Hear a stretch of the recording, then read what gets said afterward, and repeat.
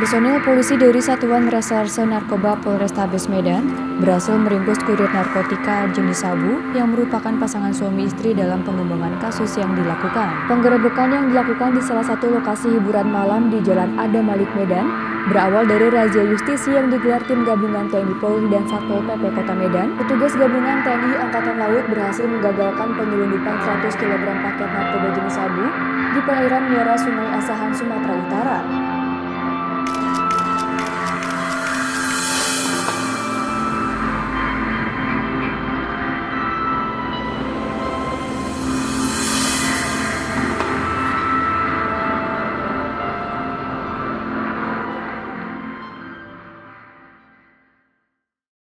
Pemusnahan barang bukti berupa ganja dan tembakau sintetis yang dilaksanakan oleh kepolisian.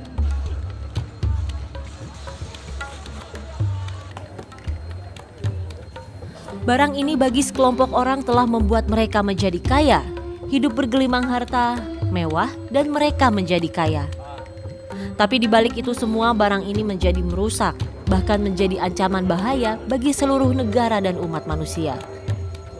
Tidak hanya menjadi ancaman kehidupan generasi manusia saat ini, barang haram bernama narkoba ini mengancam keselamatan umat manusia di masa depan. Perang terhadap narkoba digaungkan di seluruh dunia, termasuk Indonesia. Namun peredaran narkoba masih merajalela.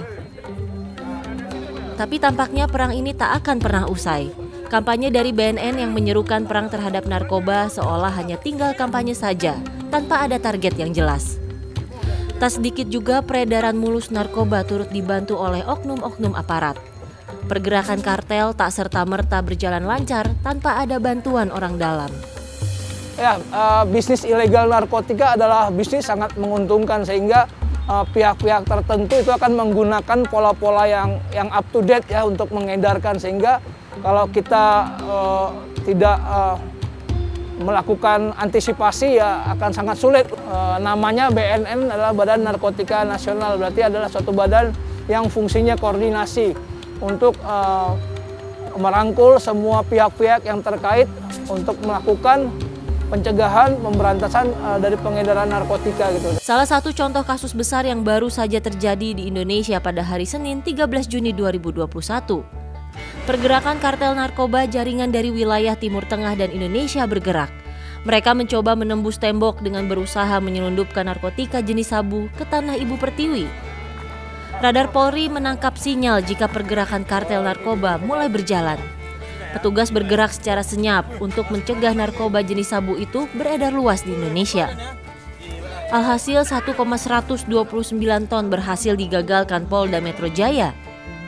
Kapolri Jenderal Polisi Listio Sigit Prabowo bicara soal pengungkapan ini. Hari itu Polri telah menangkap sebuah ikan besar, bak ikan tuna. Kuantitas yang begitu besar sebuah sinyal perang terhadap narkoba. Usut punya usut, ternyata narkoba ini dikendalikan oleh narapidana yang berada di Lembaga Pemasyarakatan Cilegon. Entah bagaimana caranya, dia bisa mengendalikan peredaran narkoba jenis sabu sebesar ini. Cobalah dipikir secara logika.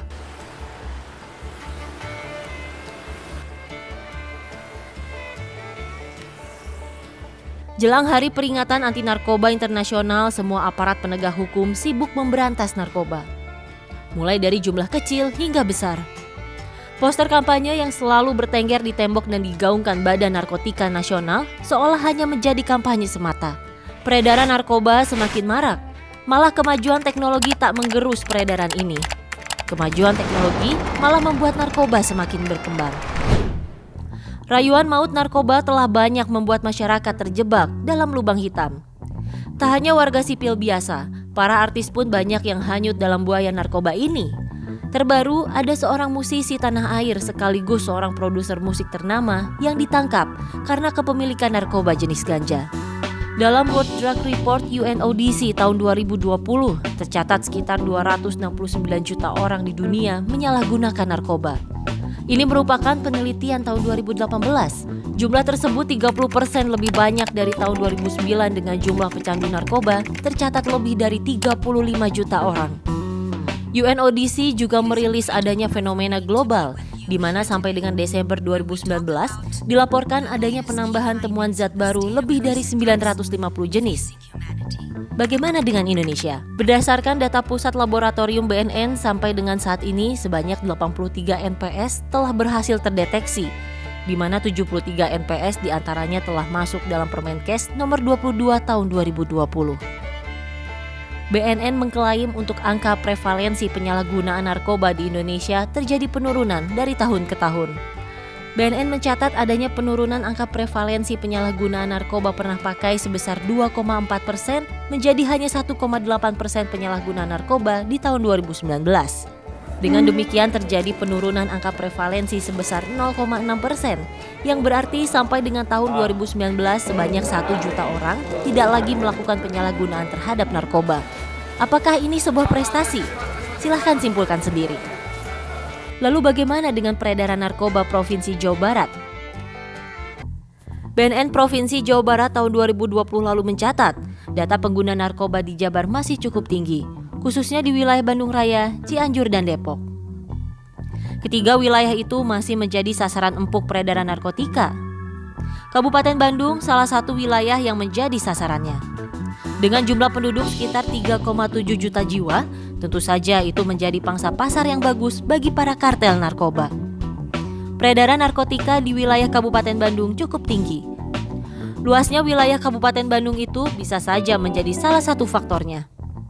Dibandingkan dengan wilayah lainnya di Bandung Raya, memang Kabupaten Bandung memiliki populasi yang padat. Terhitung penanganan kasus narkoba di wilayah hukum Satuan Reserse Narkoba Polresta Bandung menyebut dari bulan Januari hingga Juni 2021 telah menerima puluhan laporan terkait penyalahgunaan narkotika. Dalam tahun 2021 nih sampai bulan Juni ini kita sedang menangani kurang lebih ada 53 laporan polisi dengan jumlah tersangka ada 59. Terkait masalah barang bukti ini beragamnya, ada sabu, ada ganja, ada tembakau sintetis atau mungkin lebih kita kenal dengan gorila itu, terus ada juga psikotropikanya dan ada juga obat keras terbatas yang beredar di wilayah Kabupaten Bandung ini.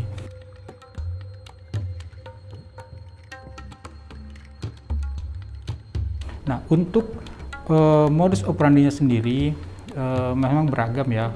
Kalau untuk tembakau sintetis, ganja maupun sabu, ini para pengedar ini dia kalau kita lebih memasarak dikenali itu dengan sistem tempel. Jadi antara pembeli dengan si pengguna itu tidak saling bertemu. Mereka hanya berkomunikasi lewat chat ya, baik itu WA, Facebook dan sebagainya di media sosial. Terus dia menyimpan si bandar ini, dia menyimpan barang di suatu tempat yang sudah ditentukan dan itu diambil oleh si pemakai ini atau pengguna ini. Nah, berdasarkan data yang ada, kalau saya lihat itu justru pada usia-usia produktif. Usia produktif, usia muda juga ada, tetapi masih tahap kecil, antara 25, 35 gitu. Itu yang paling banyak. Tapi terkadang kita melihat juga ada justru yang usia separuh baya juga ada yang terlibat. Dan ini tidak mengenal status ya, status pekerjaan, status ekonomi. Kalau orang sudah terlibat atau terkena narkoba, kemungkinan besar akan terjadi adiktif atau kecanduan yang luar biasa. Satu-satunya obat yang bisa menyembuhkan adalah diri sendiri. Keinginan yang kuat, kemudian perilaku yang ingin berubah, pasti berubah. Nah, banyak stigma di masyarakat bahwa kalau sudah terkena sekali, kemudian mencoba berhenti, tetapi masyarakat kurang mendukung atau malah mengucilkan, justru akan menjadi betul-betul terlibat atau jauh lebih dalam lagi. Ini yang terjadi seperti itu. Hendra menghimbau kepada masyarakat, terutama para remaja, untuk menjauhi narkotika karena ini musuh yang nyata. Saya menghimbau kepada seluruh masyarakat, sudah banyak upaya, sudah banyak penegakan hukum yang kita lakukan, tetapi yang paling terpenting adalah kesadaran kita, kesadaran pribadi untuk menjauhi itu. Menggunakan narkoba tidak akan bermanfaat bagi diri sendiri, keluarga maupun lingkungan. Malah bisa berujung kepada penjara. Dan yang lebih fatal lagi, bisa berujung kepada kematian. Barangkali itu yang dapat saya sampaikan. Mari kita perang melawan narkoba. Seiring perkembangan zaman, narkoba turut bertransformasi. Variannya banyak dan sudah mulai unik serta penyebarannya yang sangat meluas. Bahayanya, varian dari narkoba ini sasarannya bukan lagi orang-orang dewasa normatif, tetapi juga anak-anak remaja dengan dalih hanya sekedar mencoba-coba. Varian narkoba baru dikatakan tidak termasuk dalam Undang-Undang Nomor 35 Tahun 2009 dan belum bisa terdeteksi varian mana saja yang dianggap masuk ke dalam kategori narkoba. Perlu kecermatan serius untuk membasmi dan melawan pola sistem peredaran narkoba yang ada saat ini. Hukum tak bisa tebang pilih. Itu aturan mutlak dan jeratan hukum harus rata bagi seluruh masyarakat yang terbukti menggunakan dan mengedarkan narkoba. Hanya saja aparat penegak hukum perlu pandai melihat dan tidak menutup mata dan telinga. Jangan sampai proses rehabilitasi jatuh kepada para pengedar, sementara para pengguna dijatuhi vonis hukuman yang seharusnya didapat oleh para penjual narkoba. Pemberantasan narkoba bukan saja urusan bagi pihak aparat penegak hukum. Semua lini masyarakat wajib turut serta berpangku tangan mengatasi persoalan serius ini. Pencegahan bisa dimulai dari kelompok keluarga kecil di rumah. Sosialisasi pemerintah jangan hanya sebatas sosialisasi. Kampanye perang terhadap narkoba tidak hanya sebatas kampanye semata. Ketika Hari Narkotika Internasional tiba, mereka bekerja keras memburu tangkapan besar. Peredaran narkoba saat ini tuh di Indonesia terutama seperti apa kondisinya sih, Prof? Apakah semakin terkendali atau justru semakin tidak terkendali? Bagaimana, Prof? Kalau ngelihat polanya ya, kita bicara pola dulu. Pola pertama memang secara intensitas penangkapan, penggagalan, masukin narkoba dari luar dan sebagainya itu kan makin intensnya makin baik ya, makin bagus atau makin sering. Kayak kemarin misalnya ada hampir lebih dari 3 ton penambah bahan baku narkoba itu masuk ke Indonesia dan itu digagalkan kan begitu. Dan itu bukan lagi cuman kiloan, sudah ton-tonan ya. Jadi saya kira ini secara intensitas pengungkapan, penangkapan, penggagalan saya kira baik. Itu poin. Peredaran narkoba di Jawa Barat dikategorikan cukup tinggi. Hanya saja pihak BNNP Jawa Barat enggan diwawancara. Pihak BNNP Jawa Barat juga enggan memberikan keterangan secara normatif. Ini soal respon publik. Nah, respon publik ini saya kira orang kemudian menangkap bahwa orang yang kemudian dulu ketika misalnya punya masalah narkotika ya, pecandu segala macam itu kan kayak aib ya. Sekarang kan relatif kemudian sudah mulai maju, orang kemudian punya beberapa ruang untuk bisa mengobati, ruang yang sifatnya profesional dari dokter, rumah sakit, rumah sakit rehat dan sebagainya, sampai yang tradisional. Ini kan sudah mulai marak ya. Bahkan kemudian misalnya ada seorang kawan, saya punya kawan kemudian dia sembuh sama sekali. Tapi dia bukan di rumah sakit, tapi misalnya di pesantren khusus narkoba yang kemudian memang akhirnya dia bisa berhenti total sama sekali. Artinya maksud saya udah mulai bergeser nih dari yang kemudian sebagai aib, tapi kemudian mereka mau membuka bahwa keluarganya candu. Padahal nasib narapidana yang keluar dari penjara adalah PR bagi semua lembaga. Siapa yang mengawasi mereka agar tidak terjerumus kembali ke lubang hitam narkoba?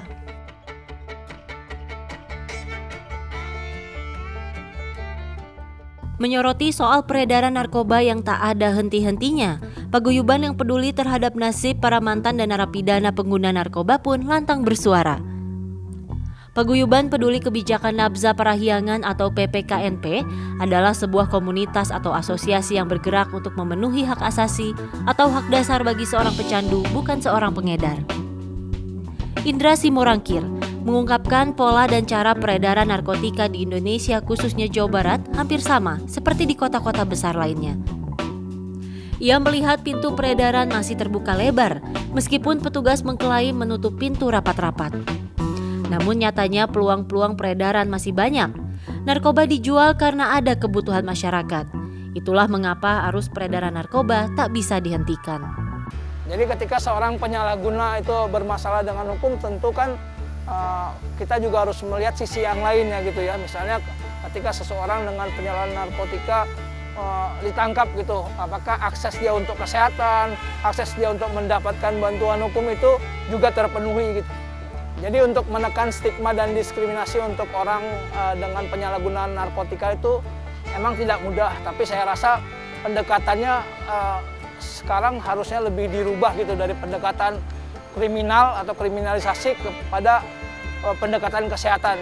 Ketika dia mengkonsumsi narkotika ilegal, itu mengakibatkan hal-hal yang buruk dalam hidupnya, terutama di kesehatan dan juga di permasalahan sosial. Sehingga dengan pemahaman yang benar, saya rasa akan lebih memudahkan orang untuk mengerti dan tidak melakukan hal yang beresiko buat dirinya dan orang lain, dibandingkan dengan melakukan pendekatan hukum dengan kriminalisasi, sehingga mengakibatkan orang tertekan dan berubah karena takut gitu kan. Dirinya menilai peredaran gelap narkoba tidak akan berjalan lancar jika tidak ada oknum yang memasang badan di belakang layar. Apalagi kampanye perang terhadap narkotika, mereka melihat dan menilai tidak berjalan dengan efektif. Peredaran gelap narkotika di Indonesia dan umumnya dan khususnya di Jawa Barat itu emang tidak bisa lepas dari kebutuhan yang ada di pasar ya, sehingga para pengedar ini memanfaatkan celah yang ada untuk melakukan peredaran gelap. Ya, tentu saja peredaran gelap narkoba ini tidak akan bisa berjalan dengan lancar gitu kalau tidak ada oknum, tanda kutip oknum yang membackup ya, karena kita tahu banyak terjadi peluang-peluang kerjasama oleh pihak-pihak tertentu untuk memanfaatkan keuntungan. Kampanye perang terhadap narkotika saya rasa tidak berjalan dengan efektif karena kita sudah menyerukan perang itu sejak sekian lama ya di Indonesia. Bahkan di tahun 2015 kita pernah berkata Indonesia bebas dari narkotika, tapi pada kenyataannya itu tidak terlaksana, sehingga sekarang diganti dengan Indonesia darurat narkotika. Kalau kita bicara darurat, ini kan berarti sangat panjang gitu loh. Dan ini kan perlu segera membuat satu solusi gimana dapat melakukan bentuk penanganan sehingga perang ini tidak berkelanjutan terus-menerus. Kita setuju bisnis ini sangat menguntungkan bagi pihak-pihak tertentu. Mereka yang menjadi produsen barang haram ini secara otomatis akan mengikuti pola-pola yang sesuai dengan perkembangan zaman. Indra berpendapat jika kampanye perang terhadap narkoba memang belum sesuai dengan ekspektasi bagi sebagian orang. Kampanye perang terhadap narkoba belum tentu menyadarkan orang-orang adanya bahaya yang sedang mengintai nyawa mereka. Ya, seperti namanya BNN adalah Badan Narkotika Nasional, berarti adalah suatu badan yang fungsinya koordinasi untuk merangkul semua pihak-pihak yang terkait untuk melakukan pencegahan, pemberantasan dari pengedaran narkotika gitu. Jadi ya saya rasa dengan semakin banyaknya kasus yang dipublikasikan ke media, apakah kita kembali bertanya apakah kampanye yang dilakukan sudah efektif untuk membuat orang sadar tentang penyalahgunaan narkotika. Jadi saya rasa untuk melakukan kampanye yang efektif adalah merubah pendekatan kriminalisasi menjadi pendekatan kesehatan gitu, karena dengan mengedukasi orang bahwa ketika melakukan penyalahgunaan narkoba itu juga merusak kesehatan dirinya dan juga merusak hubungan sosial. Penyesalan memang selalu datang terakhir. Para pengguna dan pengedar bisa bernasib sama tetapi bisa juga bernasib berbeda. Tergantung keputusan sang pengadil di meja hijau. Palu hakim akan memutuskan apakah mereka berhak mendapatkan rehabilitasi atau menjalani hukuman di balik jeruji. Ini adalah lembaga pemasyarakatan kelas 2A Bancai Bandung. Luas bangunannya sekitar 42.650 meter persegi. Di dalamnya menampung para narapidana pengguna narkoba. Ada 941 orang warga binaan pemasyarakatan atau WBP sebagai penghuni. 80% dari angka tersebut merupakan narapidana kasus narkotika dengan vonis hukuman 4 hingga 20 tahun penjara. Karena di Bancai ini seluruhnya ada 101 petugas secara umum, pembinaan, fasilitatif, dan tenaga keamanan. Tapi kita lebih ke spesifikasi keamanan, itu satu regu hanya 10 orang, Mas. Jadi kita kalau berbicara dari sisi keamanan sangat-sangat jauh sekali dengan 941 yang dijaga dengan 10 orang. 10 orang pun kalau kita pecah-pecah lagi, Mas, itu di pos atas di depan 2 orang, komandan 1 orang, wadan 1, di atas ada 2. Jadi praktis yang di lapangan blok itu hanya ada 4 orang. 4 orang menangani 941. Jadi ini pakai sistem keamanannya adalah keamanan doa. Mendekam di balik jeruji tak membuat kapok bagi sebagian narapidana dengan kasus narkotika.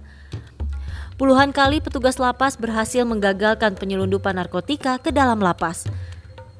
Berbagai cara dilakukan agar napi bisa tetap menggunakan narkoba. Modusnya melalui jalur pintu depan saat kunjungan dengan mengelabui petugas atau dilempar dari luar. Kalau bicara terkait gangguan keamanan narkotika pasti ada, karena mereka itu kan 80% sekian itu gangguan keamanan itu ada. Sehingga kita tetap kepada teman-teman, walaupun kita baik kepada mereka, tetap kita harus waspada. Terbukti di tahun 2020 kita berhasil menggagalkan 14 kali upaya pihak luar memasukkan barang narkoba ke dalam. Baik lewat lempar dari luar, karena Bancai ini kan relatif di tengah kota. Sekelilingnya adalah jalan untuk umum, sehingga mereka mudah sekali naik motor berhenti, naik motor berhenti. Akhirnya menyikapi seperti itu, kami langsung tinggikan. Karena pada saat itu 12 kali penggagalan yang melalui pelemparan, 12 kali pelemparan, akhirnya kita naikkan, Mas. Kita naikkan temboknya yang tadinya 6 meter, kita naikkan jadi 12 meter. 6 meternya adalah pagar jaring seperti di lapangan golf. Jadi mereka melempar itu sangat kecil kemungkinannya untuk bisa masuk. Tampaknya pengawasan untuk menutup lubang tikus peredaran narkoba memang harus dijaga ketat. Menjalani kehidupan sebagai mantan pengguna narkoba bukanlah hal yang mudah. Ada konsekuensi yang harus dihadapi. Nyinyiran tetangga rumah beban untuk mereka. Situasi seperti itu berpotensi menghapus rasa percaya diri mereka untuk hidup bersosial. Penyesalan memang selalu datang belakangan. Bagi mereka, titik awal perubahan hidup yang lebih baik berawal dari tempat di mana mereka mendapatkan pembinaan. Seperti yang dialami Dadang Krismat, usianya 47 tahun. Dia warga kota Cimahi dan menyandang status sebagai terpidana kasus narkotika dengan vonis 8 tahun penjara. Sudah 4 tahun masa tahanan yang dijalani olehnya. Kehidupan bebasnya untuk sementara waktu harus tertahan di balik tembok putih yang menjulang tinggi. Dadang berprofesi sebagai DJ atau disc jockey di tempat hiburan malam.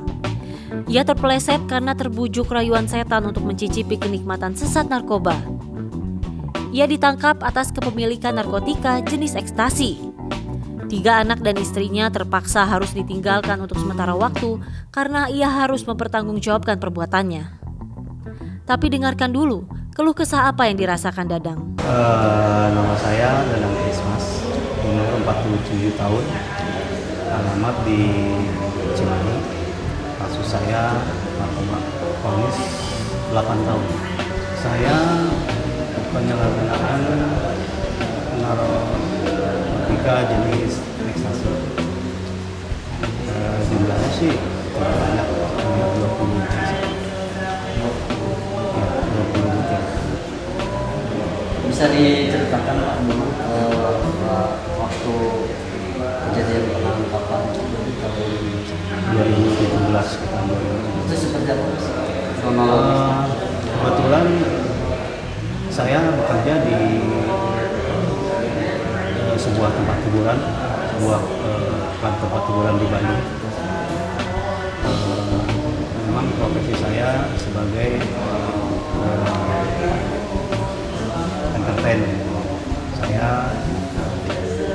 disc jockey. Jadi kiprah saya di dunia malam dari tahun 97, dan terakhir kronologinya saya tertangkap di sebuah klub di Bandung, itu pun di tempat kerja saya sendiri. Itu ya saya menggunakan rekan-rekan saya yang lain, cuma mungkin kemudian hari itu 2017 itu saya tertangkap oleh anggota polisi dari Polri. Jarum jam terus berputar. Ia mulai menerima apa yang menjadi takdirnya. Titik terang kehidupan selama masa tahanan, Dadang mulai membenahi diri dan mengikuti pembinaan rohani yang diadakan oleh pihak lapas. Jika melihat ke belakang, perasaan marah dan kecewa atas putusan pengadilan menjadi mimpi buruk bagi dirinya. Tapi nasi sudah menjadi bubur. Ia tidak bisa larut dalam penyesalan dari hasil keputusan sang pengadil. Berbenah diri adalah keputusan tepat. Untuk ke depan, saya percaya dengan diri saya bahwa semua orang punya kesalahan, dan ketika kita masuk ke masyarakat, saya yakin saya bisa tunjukkan yang terbaik, karena ya stigma itu saya coba hapus dengan cara mungkin apa yang saya dapat dari sini. Tapi kalau memang sekiranya ada seseorang yang keluar dari sini terus dia melakukan lagi, itu yang bahaya, itu yang jadi stigma. Tapi saya tidak percaya dengan stigma itu. Ketika seorang keluar dari penjara, lantas dia berprestasi gitu kan, atau dia mau menjadi dirinya yang sesungguhnya, yang benar, yang positif, itu stigma itu saya rasa tidak. Namun ia mengaku khawatir terhadap stigma masyarakat ketika akhirnya melangkahkan kaki keluar dari gerbang lapas. Apakah ia akan diterima kembali oleh lingkungannya atau malah diasingkan? Hal ini pun sangat perlu diperhatikan oleh seluruh lembaga terkait. Jangan sampai gara-gara diasingkan lingkungan mereka kembali ke jalan yang salah. Di tempat ini ia mendapatkan hidayah. Cahaya ilahi datang atas kehendak Sang Pencipta. Program pembinaan kepribadian bagi seluruh narapidana beragama Muslim memiliki tajuk Aing Bisa Ngaji. Program inilah yang telah membuka pintu cahaya ilahi untuk warga binaan pemasyarakatan. Pendidikan agama melalui belajar membaca dan menghafal Al-Quran di masjid lingkungan Lapas Bancai menjadi kegiatan mereka untuk menemukan kembali jalan yang lurus. Penyesalan mereka datang ketika hukum sudah berbicara. Tapi tak lantas semua menjadi salah mereka. Program pemerintah yang kurang tegas terhadap pemberantasan narkoba menjadi salah satu alasan kenapa Indonesia masih menjadi bidikan pasar narkoba. Masyarakat pun tak bisa hanya mengandalkan kekuatan pemerintah. Perlu aksi saling dukung antar masyarakat dan aparat penegak hukum. Terlebih kampanye narkoba yang digalakan BNN harus lebih jelas terhadap arah dan tujuannya. Berikan hukum yang sesuai dengan porsinya dan perannya masing-masing. Aparat penegak hukum tidak boleh tebang pilih memberikan vonis hukum kepada para pelaku peredaran narkoba. Para pengguna menjadi korban dari para pengedar. Seolah kampanye perang terhadap narkoba luntur di meja hijau pengadilan.